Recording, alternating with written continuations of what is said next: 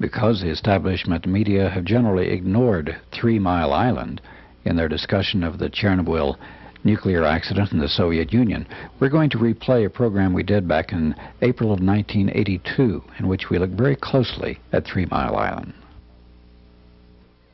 If it would have melted down, it would have probably have wiped out the entire eastern seaboard from Washington, D.C. to Philadelphia to New York City.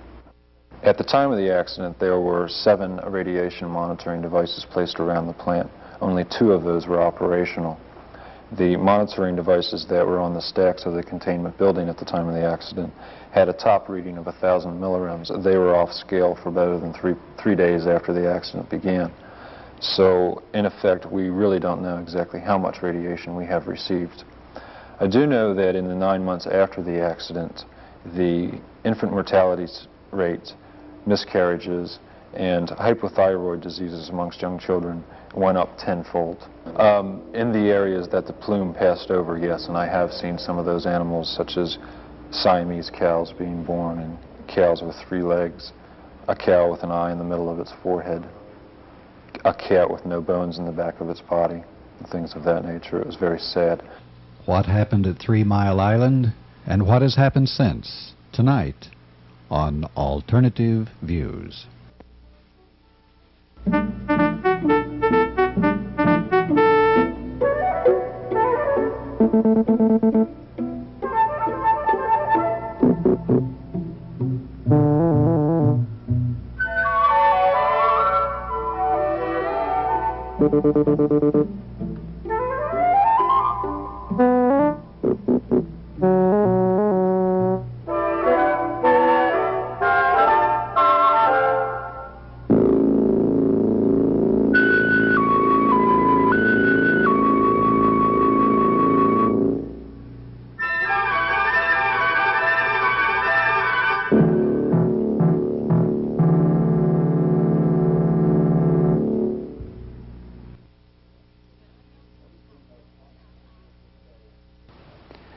Have you seen those bumper stickers which say, less people were hurt at 3 Mile Island than at Chappaquiddick?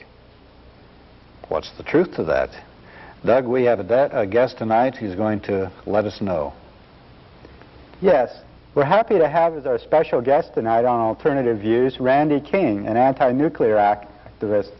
Randy was an energy management consultant at the time of the accident at 3 Mile Island, and was soon after dismissed from his company when he refused to work on a 3 Mile Island board control panel.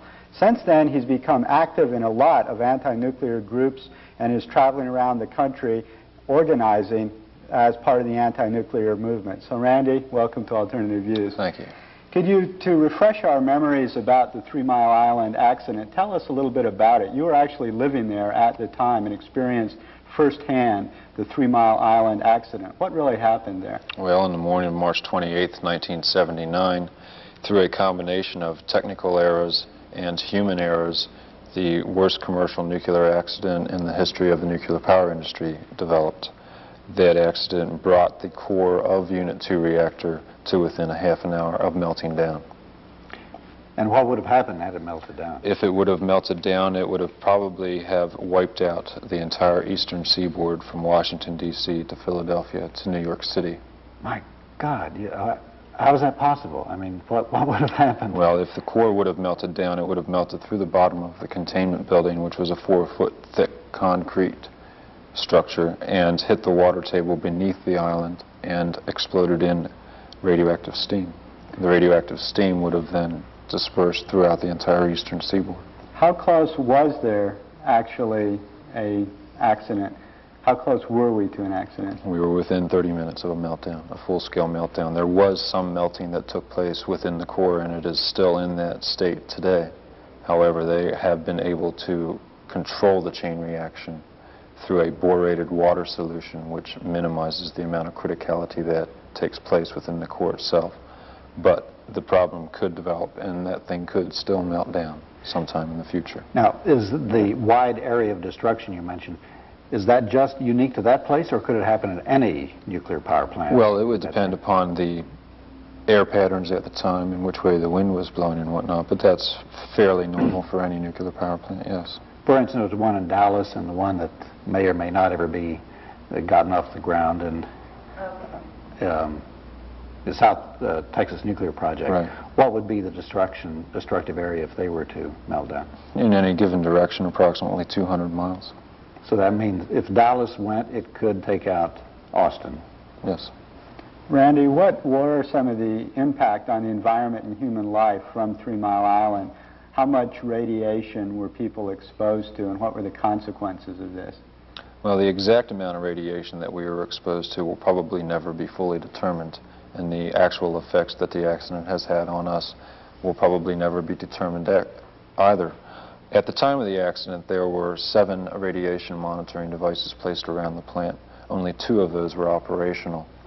The monitoring devices that were on the stacks of the containment building at the time of the accident had a top reading of 1,000 millirems. They were off scale for better than three days after the accident began. So, in effect, we really don't know exactly how much radiation we have received. I do know that in the 9 months after the accident, the infant mortality rate, miscarriages, and hypothyroid diseases amongst young children went up tenfold. Of human beings in the area. Of human beings, yes. I've seen some pictures in the Village Voice of animals, a lot of miscarriages or strange creatures that were born from animals, yes. Deformities of certain sorts. Have you seen any of these, and yes, was this a widespread phenomenon? In the areas that the plume passed over, yes, and I have seen some of those animals, such as Siamese cows being born, and cows with 3 legs, a cow with an eye in the middle of its forehead, a cat with no bones in the back of its body, things of that nature. It was very sad. One specific thing where the plume passed over, it was about an acre-wide area, and it hit some trees, and some of the trees had leaves on one side and no leaves on the other side. So there's no question that a lot of radioactivity was released from 3 Mile Island, and it's had lethal effects. Yes. Well, there have been radioactivity placed into the water of the Susquehanna River, right? During the time of the accident, 2,000 gallons were released into the river. Immediately afterwards, one of the anti-nuclear groups that sprang up, the Susquehanna Valley Alliance, held an intervention on the dumping of water into the river, and they were successful in preventing any more water from being dumped into the river from the accident. Have there been any indications of negative results from this, from damage being done either to ecology or to animals or to people because of the dumping into the water? Just in those infant mortality syndrome and the studies that were taken, most of those cases developed in Lancaster City and Lancaster County, which is downriver from 3 Mile Island, and they get their drinking water from the river. Randy, could you give us some insight into how this affected you personally and made you an anti-nuclear activist? At the time of the 3 Mile Island accident, you were this energy management consultant, and your firm was working with the 3 Mile Island nuclear installation. Were you anti-nuke at that time, or was it only after the 3 Mile Island experience that you became the anti-nuclear activist that you now are? At the time of the accident, I was not anti-nuclear. I wasn't entirely pro-nuclear. I was somewhat ambivalent. The day after the accident began, I went to see the China syndrome. And the China syndrome had opened in the Harrisburg area on the day of the accident. Oh, uncanny. I left the theater in a state of shock and realized that the general attitude of the people, the utility executives in that movie, was exactly what we were dealing with in the central Pennsylvania area at that time. From that point on, it became a personal crusade of mine to never let that happen again. And that is the general feelings of quite a few people in the central Pennsylvania area. We feel that it is our responsibility, since we have experienced this and been through it, to try and prevent it from happening somewhere else. And that is why I'm in Texas speaking. And that is why I will be traveling around the country talking to other people, as are my brothers and sisters in the 3 Mile Island area. Could you say a few things about the claim you made that the 3 Mile Island incident was similar to the China syndrome?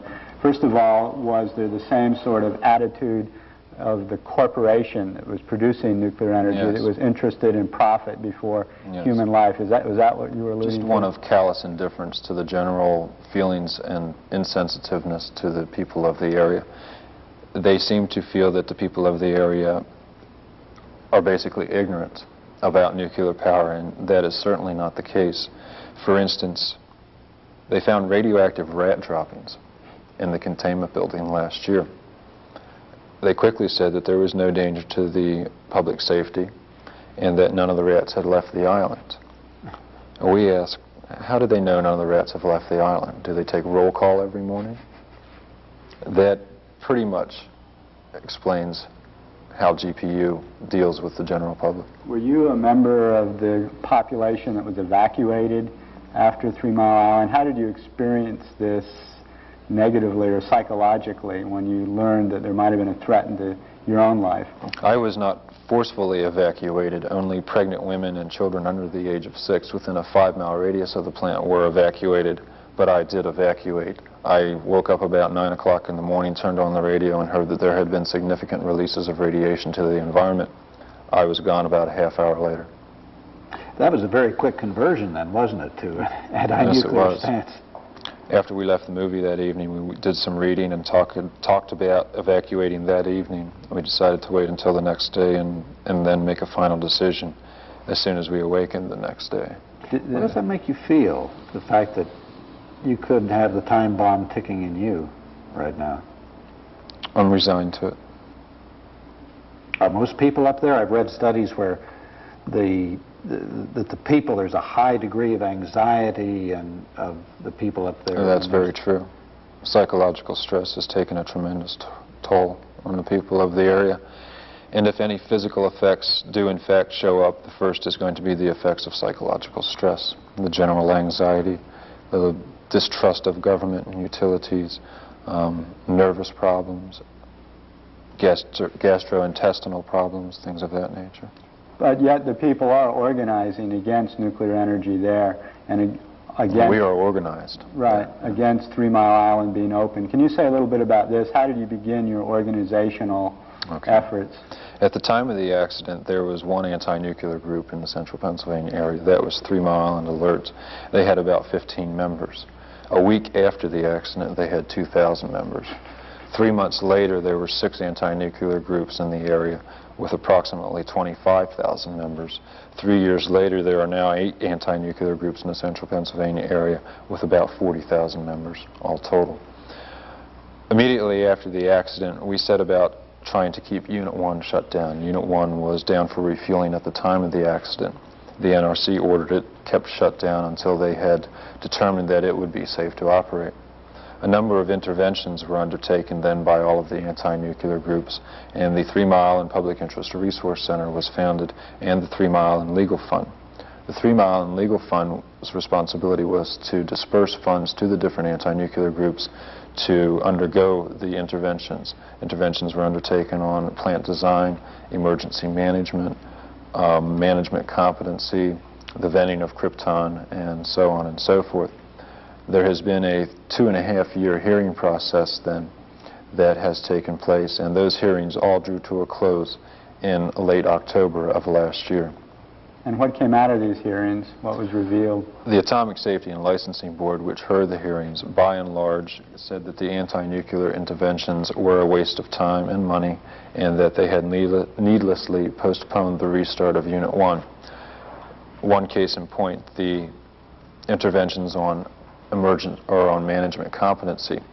1 week after the Atomic Safety and Licensing Board issued GPU a clean bill of health on their management competency, 2 operators were caught cheating on their licensing tests.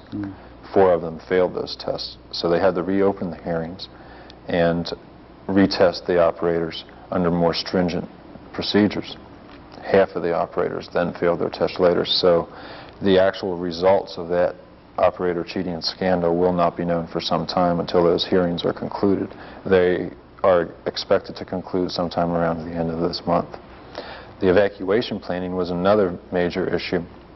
There are 5 counties surrounding 3 Mile Island, and all were required to draw up evacuation plans within a 10-mile radius of the plant. Most of the evacuation plans stipulate that this plan may not work in the event of a nuclear accident, because they are expected to draw in volunteer firemen and people, just generally volunteers, to help with the evacuation. They have said, those volunteers, that they will not participate in that they will get their friends and family out first and then maybe come back in. The city of Harrisburg, which is the largest city close to 3 Mile Island, has only 60,000 people in it. The 10-mile radius would have split the city in half. Instead of including Harrisburg in the evacuation plans, they felt that it would be impossible to evacuate that many people.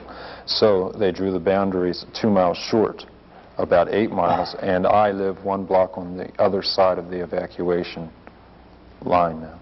So it's basically the evacuation plans were constituted just for the contingencies of practicality of evacuating rather than the concern for the health and welfare and well-being of the people. Absolutely. And you think this is typical of both the political process that's governed nuclear energy as well as the corporate process of producing it? I think it could even go a bit further into civil defense planning. I think our federal government may be preparing for a nuclear war, and this is one way of preparing for it without letting the general public know really what they are doing. Could you elaborate on that? I didn't. Well, around nuclear power plants now, they are putting up siren systems, civil defense siren systems. They are getting these evacuation plans together, and it just seems like there's more to what is really going on than what they are telling us about. What about government industry collusion and cover-ups in the case of 3 Mile Island? There's a lot of talk about that before and after the situation occurred. Okay. The federal government, of course, under the auspices of the Nuclear Regulatory Commission, which was split off from the Atomic Energy Commission to regulate nuclear energy instead of promoting it. The Presidential Commission on 3 Mile Island found that the Nuclear Regulatory Commission was more often promoting nuclear power than actually regulating it. Part of the problem that we have faced is the lack of cleanup that is taking place. At the time of the accident, General Public Utilities had $300 million in insurance money, and they predicted that cleanup process would take $40 million and 6 months. 6 months later, it was $400 million and 5 years. Several months ago, it was $1.5 billion in 18 to 20 years. They have no money to clean up 3 Mile Island now. The federal government says it will not give them any money to clean it up. So now the ratepayers are being saddled with it. Their rates have gone up some 70%. We feel that the utility and the nuclear industry and nuclear utilities around the country and the federal government, either through funding or through legislation requiring the nuclear industry to pay for the cleanup, is what should happen. Is it even possible to envisage a cleanup if it cost $1.5 billion? I mean, it seems economically insane. In other words, you want the cleanup, but you don't want the plant to reopen. Oh, heavens no. Right. No. But if they clean up, then obviously they're going to want to open the plant, right? That just takes them to the point of decontaminating and removing what has been damaged in there. What they do after that is totally beyond that $1.5 billion figure. Well, how far have they actually proceeded with the cleanup? At the time of the accident, they dumped some 800,000 gallons of water into the floor of the containment building. The only real cleanup that has been done is that water has been processed through what's called the submerged mineralizer system, and most of the radioactivity has been taken out of it, except for tritium. It is now stored on tanks on the island. And that is basically about what has been done. And what needs to be done to make it safe? Radioactivity levels within the containment structure itself and the pressure vessel are very high, almost lethal, if not incredibly lethal. They are not quite certain what the actual levels are because the monitors were knocked out of commission. What needs to be done now is the whole building needs to be decontaminated. The reactor core needs to be removed.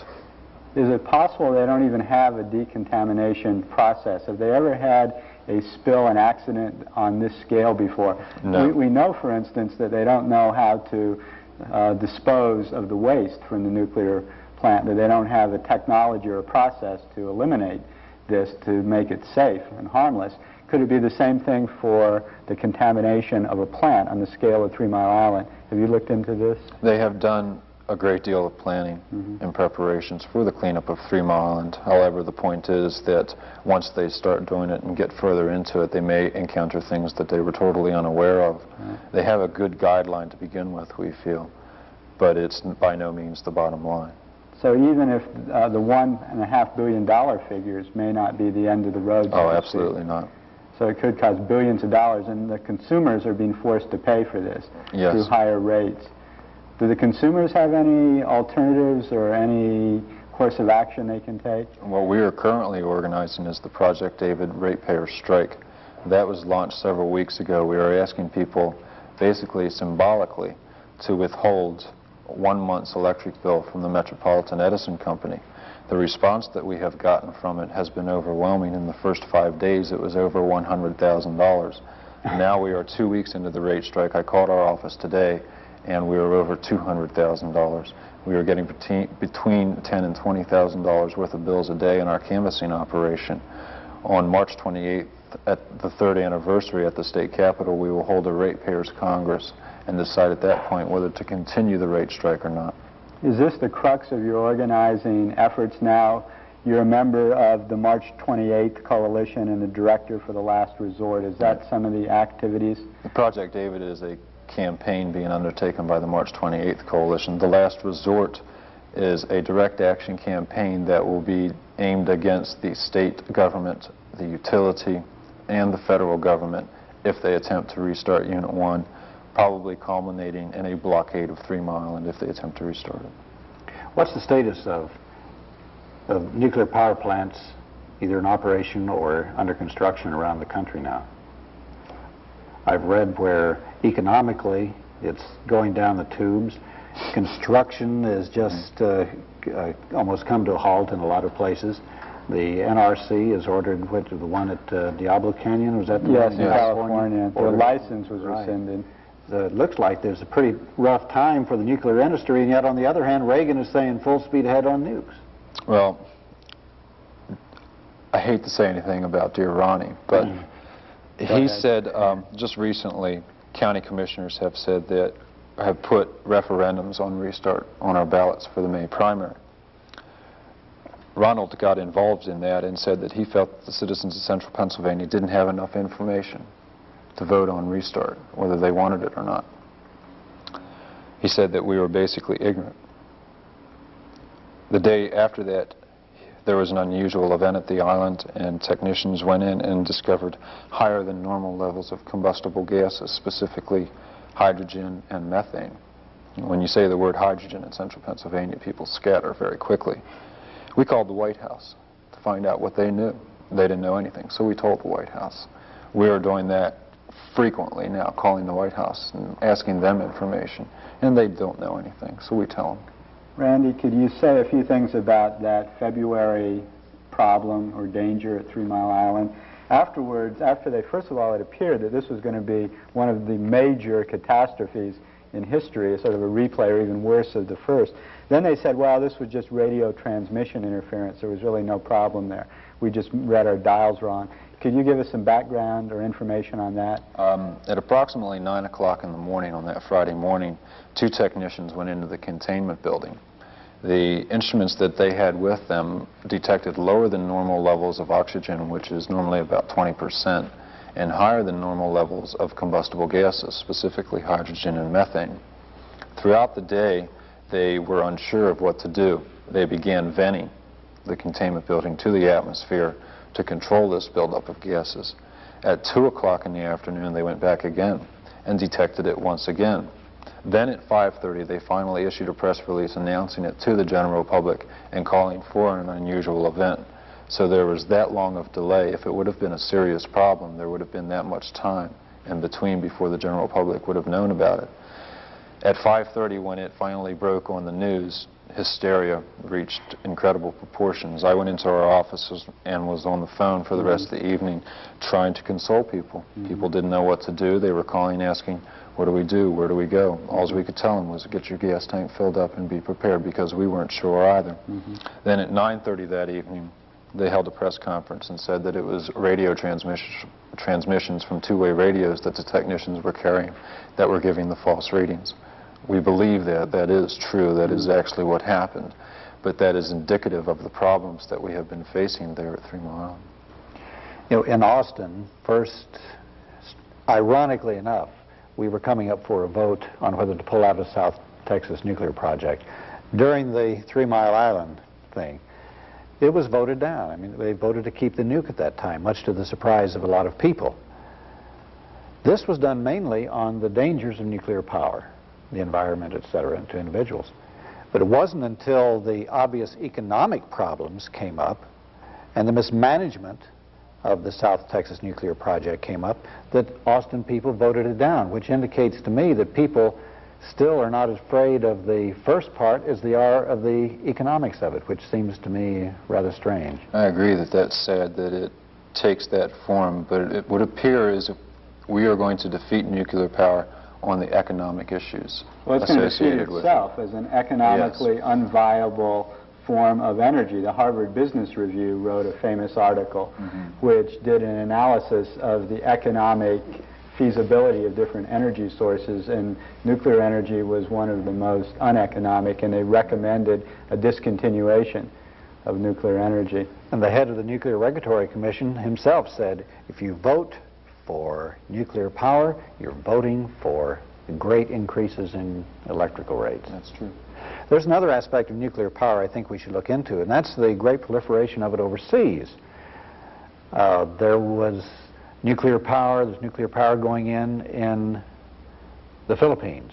Strangely enough, there was a court case recently in which some people intervened in the United States to try to prevent the U.S. company from selling the Philippines this nuclear reactor and building it for them. The judge ruled that the people had no status, that they could not interfere in an American company because they were putting it in overseas, not in the United States.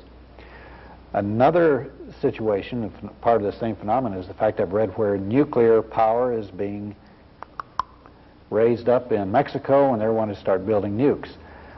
But I wonder, first time I thought about that, hey, that's crazy. They've seen, it's economically bad, it's no good. They've got all that oil. They're the fourth major oil producer in the world. And then I saw an article where it said Argentina has the nuke, they have the bomb. You think these third world countries are doing this mainly so that they can get the bomb? Technology for nuclear weapons. Oh, and rather than the energy itself? Oh, absolutely, yes. Randy, do your groups try to educate the public on the relationship between nuclear energy and nuclear weapons, that these things can't be separated? When I grew up in the 50s, we had Atoms for Peace, where you had on one hand peaceful, safe nuclear energy, and on the other hand you had destructive atomic bombs.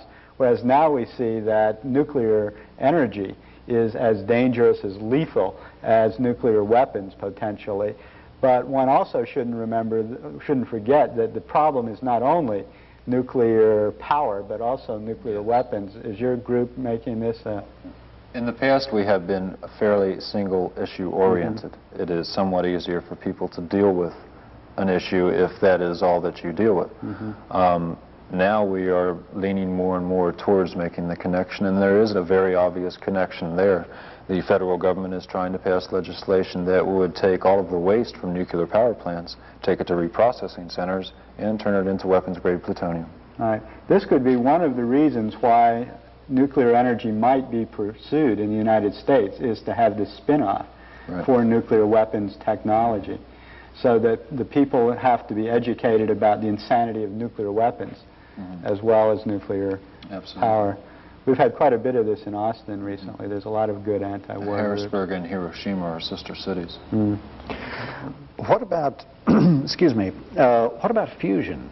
You hear some people say that fusion is the thing of the future because fusion will give us great stuff. It's like the sun, and it doesn't have any of the bad side effects of regular nuclear power, and yet Helen Caldicott said that that's not true. Well, fusion still breeds radioactive waste.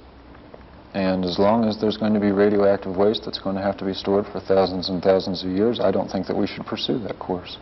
I think if all of the money that were to go into fusion research and fission research were to be put into alternative renewable resources, the entire country would have, every household would have a solar system inside of 5 years. Randy, what do you see as the alternative energy system for America? What do you envisage as alternatives that will meet the energy needs of the country? I think the first thing that's going to happen is a general change in the mindset of the people of this country about the energy that they use, where it comes from and how they use it, and what it does to the environment when it's produced and when it's used. Once that happens, when people are more aware of what goes into turning on a light switch and whatnot, I think conservation will take such a dramatic toll in the amount of electricity that is generated in this country or energy that is used, that from that point, alternative renewable resources such as solar and wind and cogeneration and hydro will more than enough supply our energy needs. You have a movie which we're going to take a look at. Can you give us some background on it before we see it? Yes, the movie was made by the Shad Alliance in New York City, and it is a collection of press conferences, radio statements, and interviews with people around the 3 Mile Island area at the time of the accident. Most of the things in the movie I heard on the radio or saw on television, and it was a very frightening time for me and for many others. The reports that we were getting were so conflicting that nobody was really sure of what was going on. I think in general we tended to disbelieve everything that the utility said, and that tended to increase our level of paranoia. Well, let's take a look at it, the movie.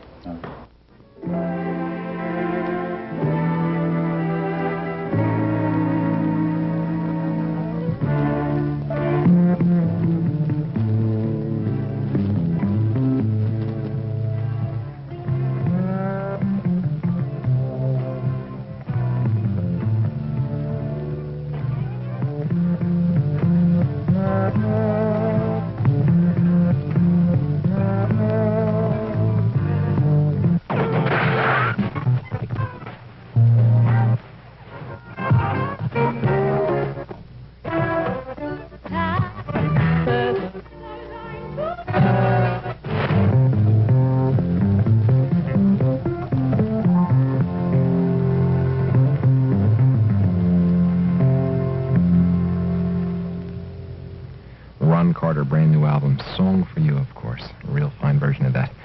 It was just amazing me now. Sitting here, you know, here we are listening to this music and stuff like that, and meanwhile the FBI is running around trying to find the third guy. They already got 2. They're trying to find the third guy in the plot to steal a nuclear-powered submarine and possibly destroy an eastern city with a nuclear missile. I mean, this is real stuff. This isn't out of the comics. This is on the news tonight.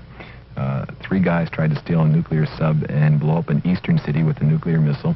And they don't say which city, but I mean, which one would you do if you were going to blow up a city in the east? And here we are sitting here listening to the fine tunes and stuff. That is what I call nuclear apathy. It's something we all suffer from in the post-World War II generation. You know, people that were born in the 50s and 60s, I guess. Nuclear apathy. Really? Who cares? We could blow up the whole world in 10 seconds. Who cares? What's that got to do with the price of tea in China? 4 minutes now left to go. I've been getting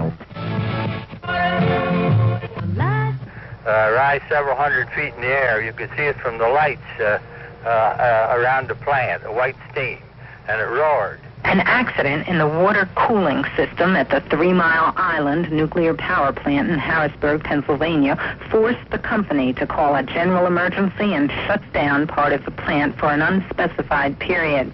It roared with a tremendous roar of releasing steam. It woke me up, and I looked out the window and I saw this huge column going up in the air and roaring. Everything is under control. There is and was no danger to public health and safety. There was a small release of radiation to the environment. All safety equipment functioned properly.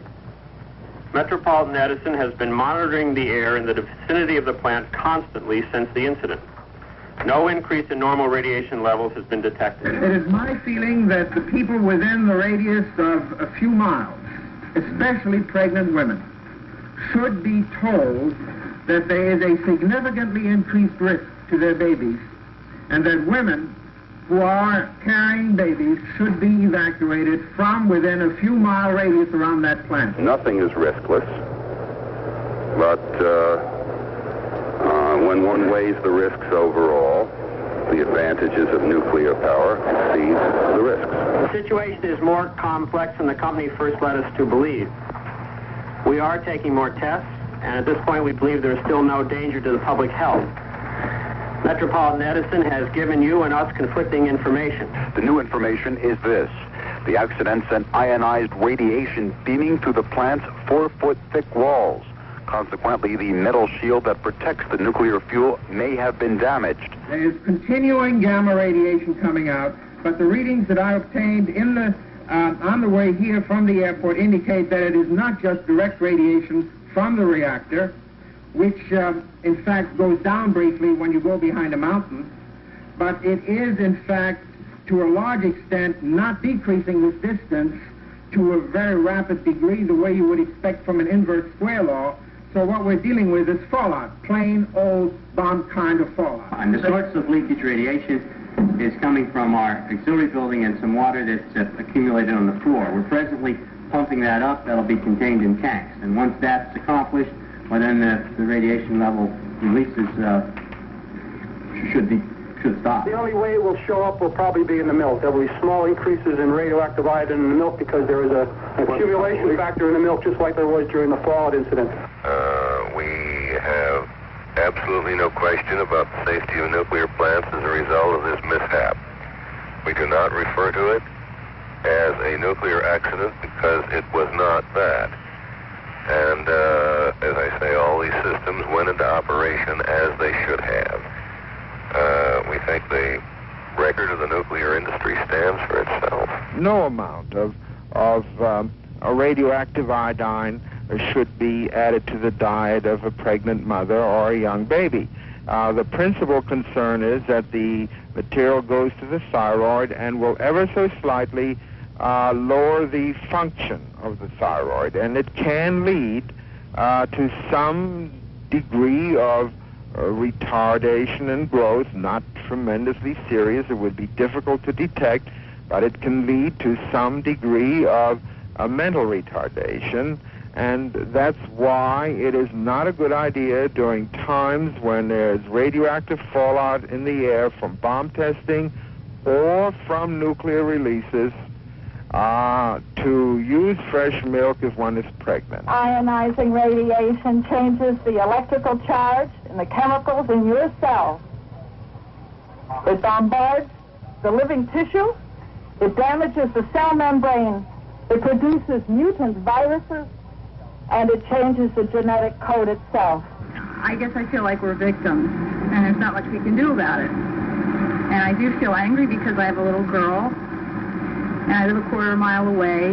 We do have a new development.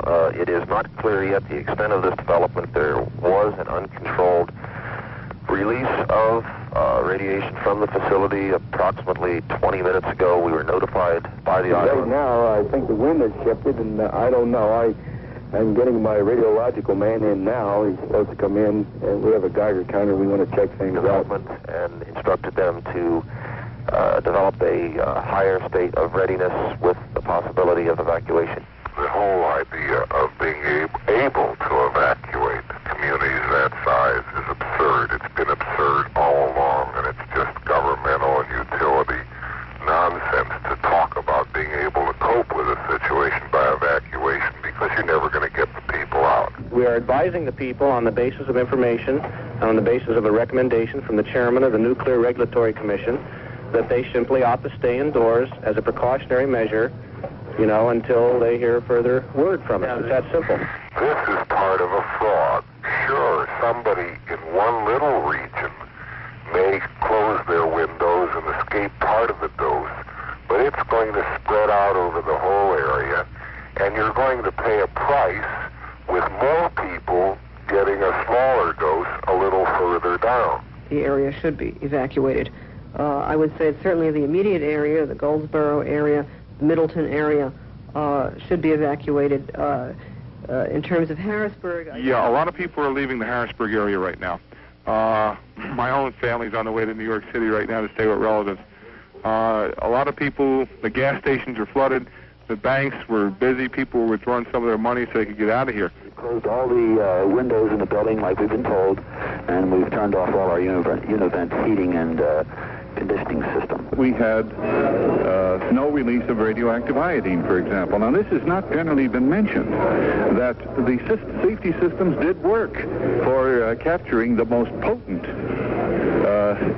effect of a nuclear disaster, which is the widespread release of radioiodine. The release that was made, there may have been xenon, but xenon can be released to water if it's within acceptable limits. The release that was made yesterday was within the limits that were acceptable, and was... I don't know why we need to tell you each and everything that we do. Specifically when we make...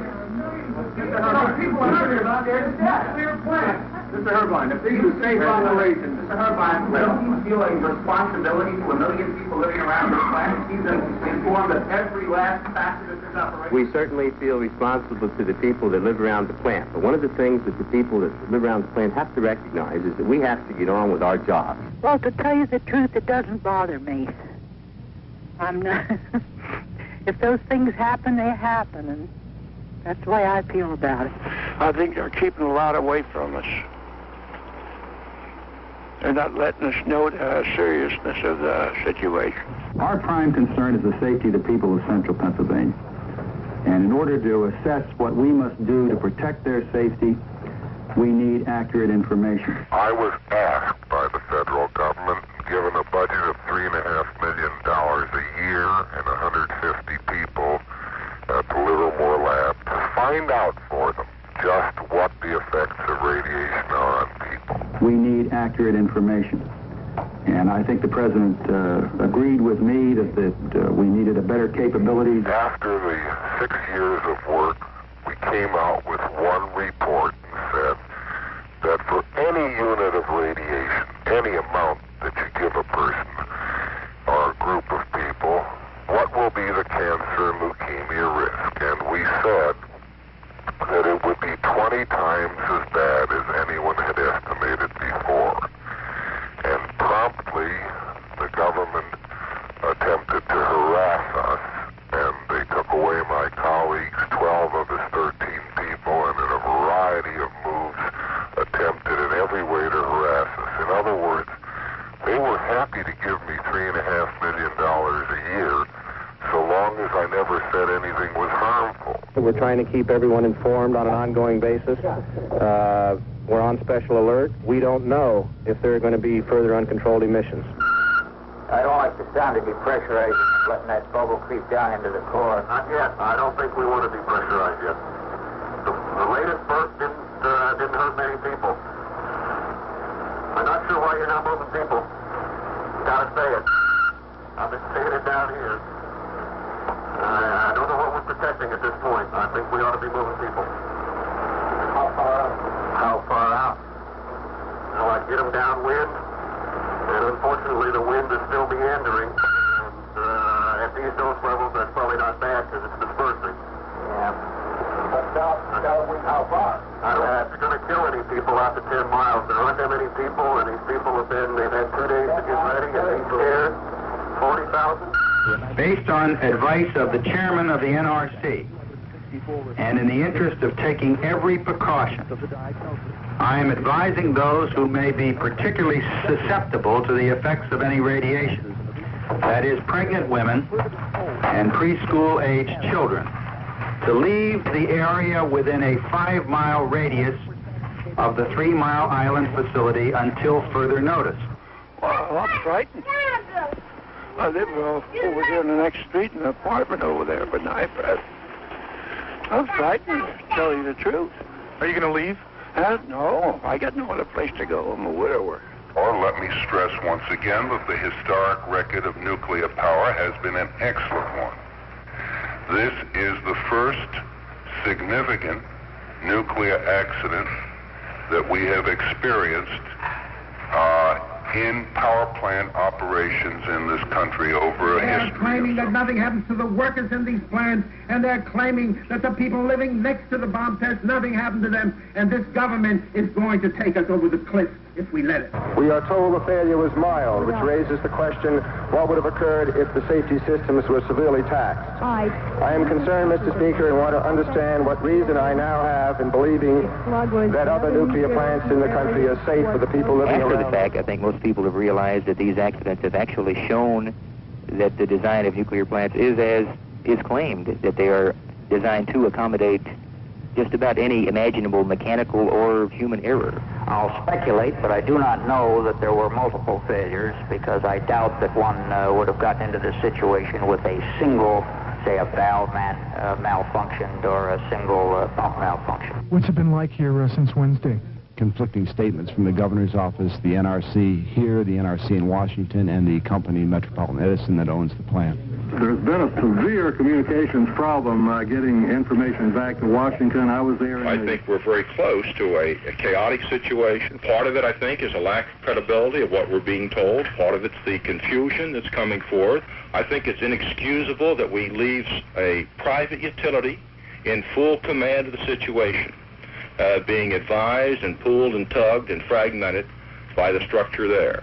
I think you certainly have to have military control. We haven't heard anything from the governor. The Associated Press started moving a story about 20 minutes ago that the hydrogen bubble within the reactor is becoming unstable and could be dangerous. That would cause a potential explosion, and that's a very ominous sign. We are concerned, though, about the status of the fuel in the core. There's extensive fuel damage. How can you say it's not an accident when radiation is being detected as far away as 16 miles? The accident did not occur inside the reactor in the slightest. It was a feed pump connected to the turbine outside of the reactor area. Now, that was a failure of a piece of machinery, and therefore it was an accident with regard to it wasn't an accident, it was just a failure of a piece of machinery. There's also a bubble in the reactor vessel that means that any change in the hydraulics of the core have to be carefully monitored. So we're looking very carefully at the way the applicant intends to get the core to a cold shutdown condition. There's no relationship between that and what is thought of as a nuclear accident. The risk involved is that the gas would expand, prevent cooling of the core, that we would suffer additional core damage, and with the ultimate risk of a meltdown. That risk is real.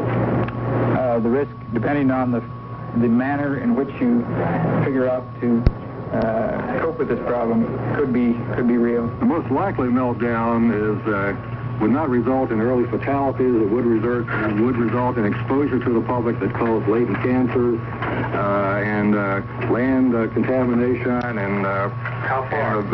Probably resulting in economic losses of $1 billion. How far? For the most likely core meltdown, not very far. I can't come to any other conclusion than that early Wednesday, that reactor had a loss of coolant accident. And it would seem to me that the core may very well be in the process of melting right now. We were suggesting that people should simply prepare themselves to stay inside.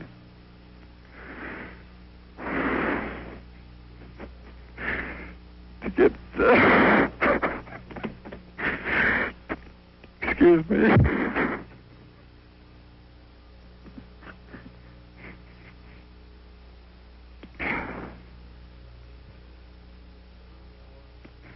To get thyroid blocking agents,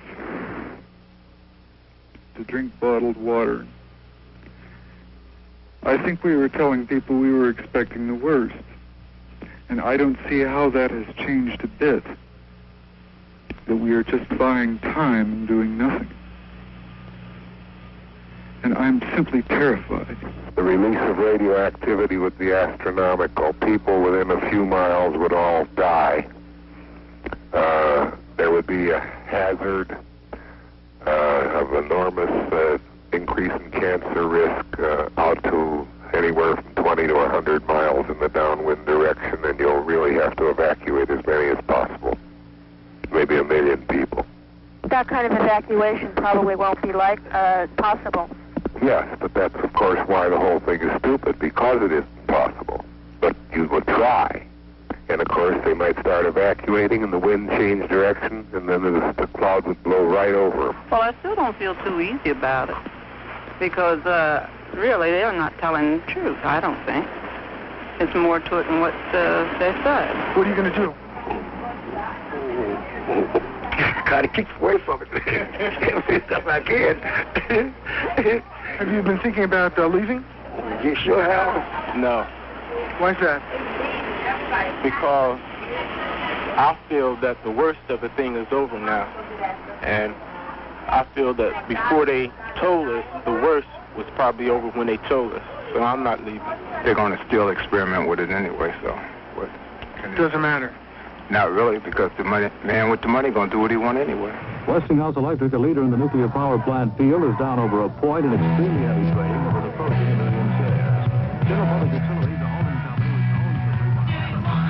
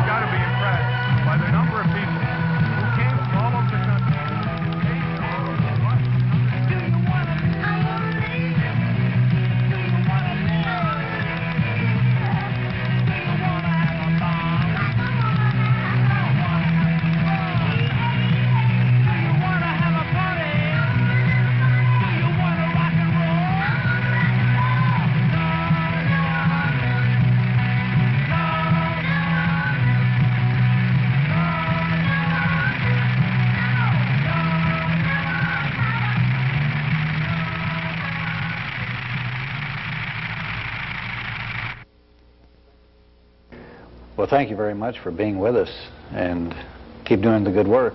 Thank you. We just hope everyone else around the country will get mobilized by what we are doing. We feel that we have been relatively successful in keeping Unit 1 shut down, and we just hope that people around the rest of the country take heart with what we are doing. From March of 1982, we switched to May of 1986 and Chernobyl. In the aftermath of the Chernobyl nuclear power plant catastrophe in the Soviet Union, The Guardian and In These Times present some historical background and perspective on this nuclear accident that you don't get in the regular press. The Guardian begins its story by pointing out that after the 3 Mile Island catastrophe in the United States in 1979, the reaction in the Soviet Union was that, quote, "It can't happen here. Our technology is safer than theirs."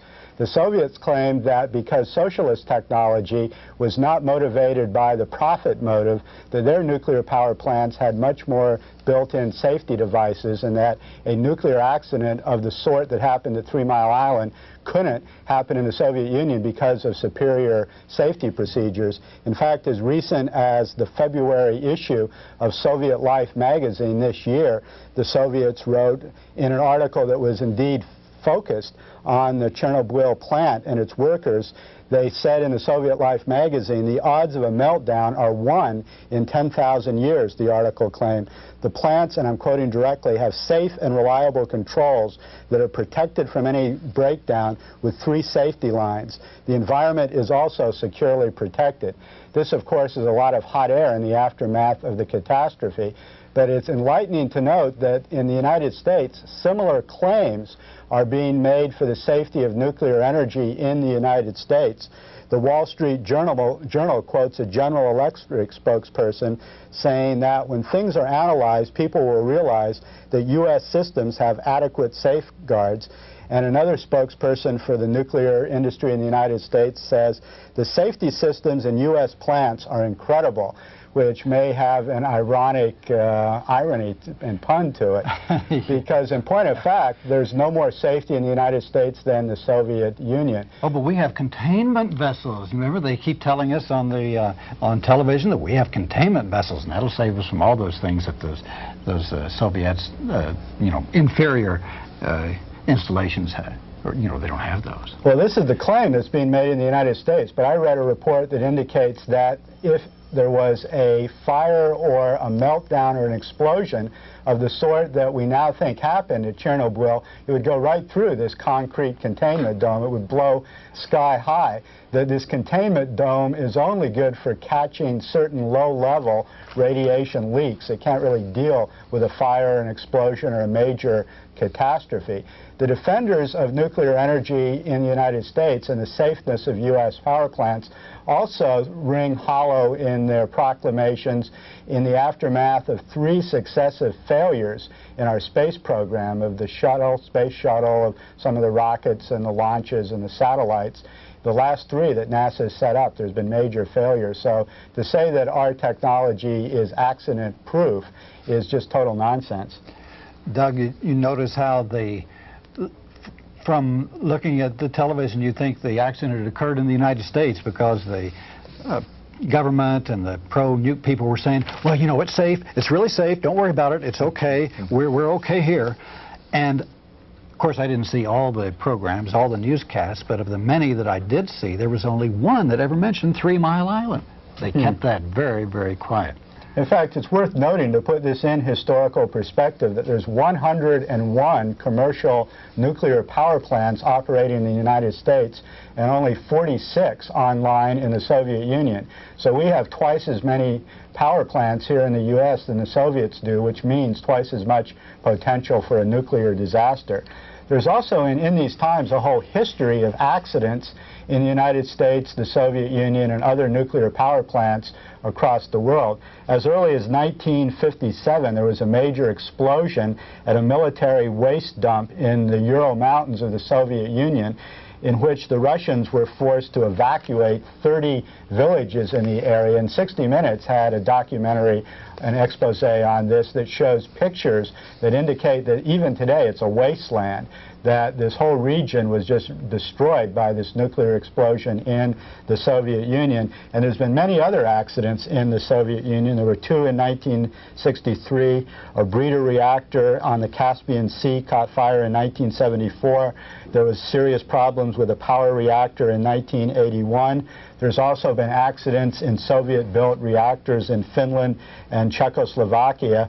But in the United States also, since 1960s, there's been 8 major nuclear accidents in 8 different states, including Michigan, Alabama, New York, Pennsylvania, with 3 Mile Island just simply being the most visible one. So in no way is this a safe energy form. There's also the danger of human error. Indeed, it's believed now, and the Soviets seem to indicate this, that the Chernobyl accident was instigated by a human error and failure. And in the United States, on TV, I've seen that we have all these simulation programs where people are trained to react to different accidents that might occur. But still, this doesn't rule out the possibility of human error. And there's also the dangers of sabotage or a terrorist attack. The pro-nuke people are still rampant and in the saddle all over the world. France has 25 reactors under construction, Japan has 14, Czechoslovakia 10, and even Cuba and China are starting to build reactors. And a lot of the places they get their reactor technology and the people who are building for them are people in the United States who can't find any jobs here because we're getting a little bit smarter. And of course the insurance industry was very smart from the start. The insurance industry wouldn't underwrite or insure any of the nuclear power systems in the United States, so that's why the government has to do it. So it seems that these nuclear plants are just simply insane because of their vulnerability to catastrophe, that this is just a completely sick way of gaining energy. Remember Helen Caldicott, when she was on our program, said that, heck, you don't need to drop nuclear bombs on the Soviet Union. All you have to do is drop conventional bombs on their nuclear power plant. And the explosion would be so catastrophic that it would wipe out the area all around them. But the same argument holds for the United States. Exactly. We're just, any country that has nuclear power plants is incredibly vulnerable. That's Alternative Views for this evening. We'd like to thank our director, Alan Bouchon, camera people, Roxanne Elder, and David Garboz for our interview. And for our news section, our camera person was Eric Eubank. Audio was performed by Kevin West. We'd also like to thank Austin Community Television, ACTV. Alternative Views is a production of the Alternative Information Network, P.O. Box 7279, Austin, Texas 78713. Good night.